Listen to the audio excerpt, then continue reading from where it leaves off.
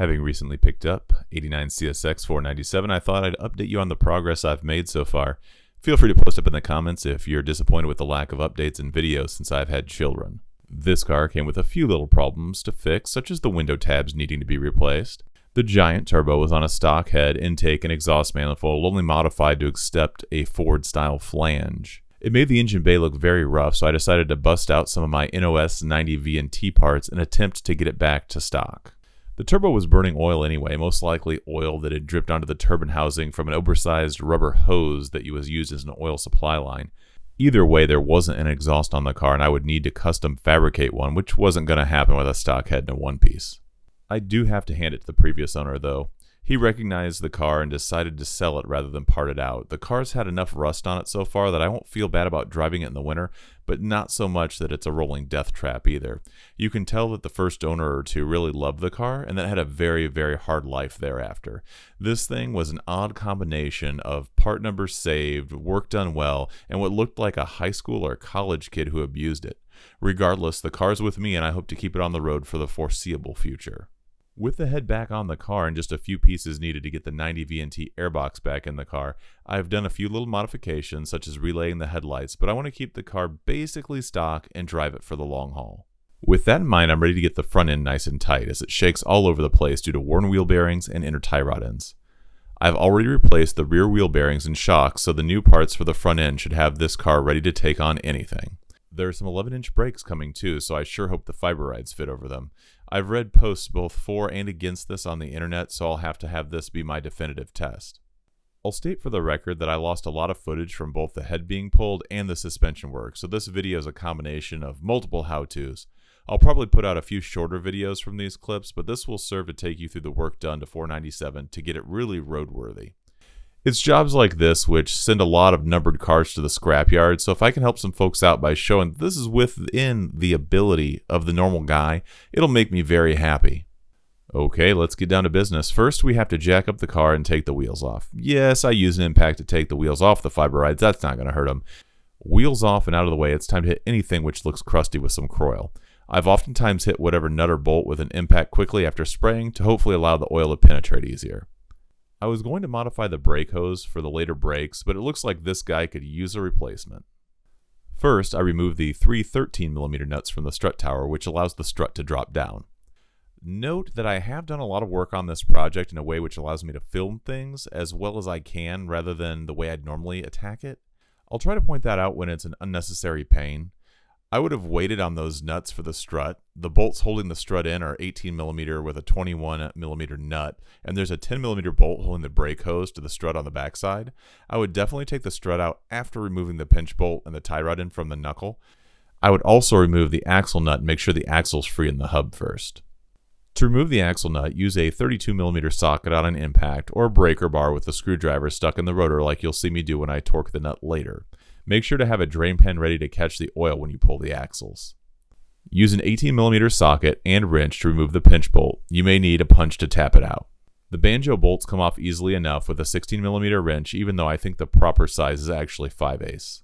I pried up on the knuckle a bit to free it up and show you the 18mm castle nut for the tie rod. Definitely do the tie rod before removing the knuckle unless you have to. I never use a pickle fork or tie rod end puller. I just use a big hammer to free it up by striking the knuckle. It works every time. Here, I just hit the tie rod because I was replacing it anyway. Good thing the tie rod was being replaced because I had to cut it off so I could remove the boot. I'm sure I could have freed it up, but that would take too long for a junk part. The metal grinder works very well.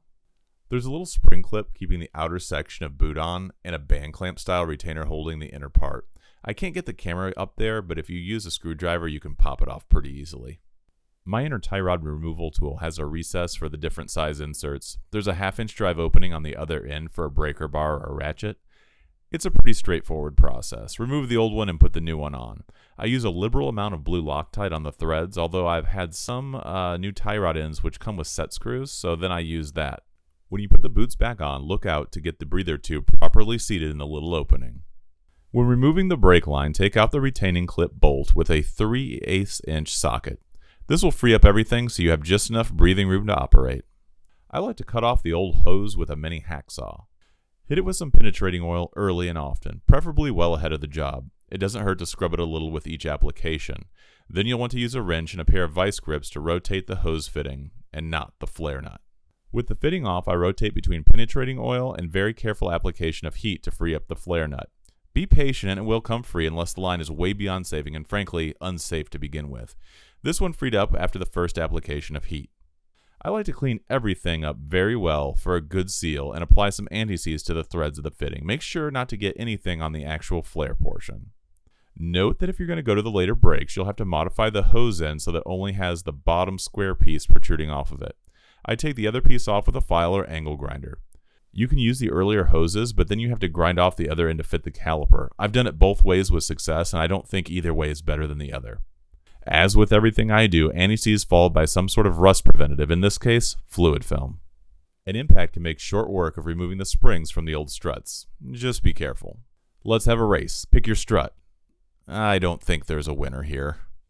Replacing the ball joints is pretty straightforward. I rent the tool from my local parts store. The hardest part was not blocking the camera as this little guy was really stubborn. I had to bust out my long-handled half-inch ratchet for removal. More liberal application of anti-seize. Again, I wouldn't necessarily do it in this order, but at least you can mostly see what I was doing here. This is where I lost a ton of footage. I would put in the axle, then put on the knuckle, and slide it onto the ball joint, attach the strut, and finally the tie rod end. If you're having trouble getting the strut bolts in, a large punch can help to align them. Tapping the thing with a big hammer helps too. A 24mm socket removes the two bolts holding the caliper bracket on. Bolt up the new one and insert the inner pad, then the rotor, then the outer pad. The caliper has a little ear that goes behind the bracket on one end of it. Slide it into place, making sure the caliper guides aren't in the way, and bolt the caliper down with either a 10 or 13mm socket, depending on the size of your bolt. With the caliper bolted down, hook up the hose with some new crush washers. Throw a screwdriver in the disc and torque the 32mm axle nut to 180 foot-pounds. With everything back together and the trans filled back up with oil, I pull the car out of the garage and back in. This gets the suspension set again. I've never had luck with bouncing the car or rolling it 5 feet and back and forth a few times like I've seen suggested on the internet. This certainly isn't going to be a computer-aided alignment, but it works for me. First, I check the camber with the car on the ground. I note how much I need to change it on each side. Then I jack the car up in the air and I take another reading. After that, I make that previously noted change. It can take a while with my guess and check method here. I find that it's not much worse than tracking down the cam bolts from my parts bin, as they don't save me that much time. One tip is to put about as much negative camber in the strut as you can when you're initially installing the new struts. You can't get a ton of it, so you'll hopefully be on the gauge and won't have to make an adjustment just to get there before having to reset the suspension for a baseline reading again. Either way, be careful with your fiber rides if you still have them. I use a 3/8 inch drive ratchet to start them and ensure proper seating before torquing them with the wheels barely on the ground. Settle the suspension again, and you're ready to set the toe. I didn't get my procedure taped for that, but I use a laser to make the driver's side wheel in line with the rear, and then I adjust the toe from the passenger side to make them pretty much even. I set it as close to 0 as possible with the long acre toe kit that I have, and it works really well. If you've made it this far, you're clearly an STAT closer. Post up that you're a closer in the comments to let people know you've made it to the end, and don't forget to like and subscribe. Hopefully I'll have some smaller videos out with tips on taking care of your fiber rides soon, and until then, keep wrenching on the old cars.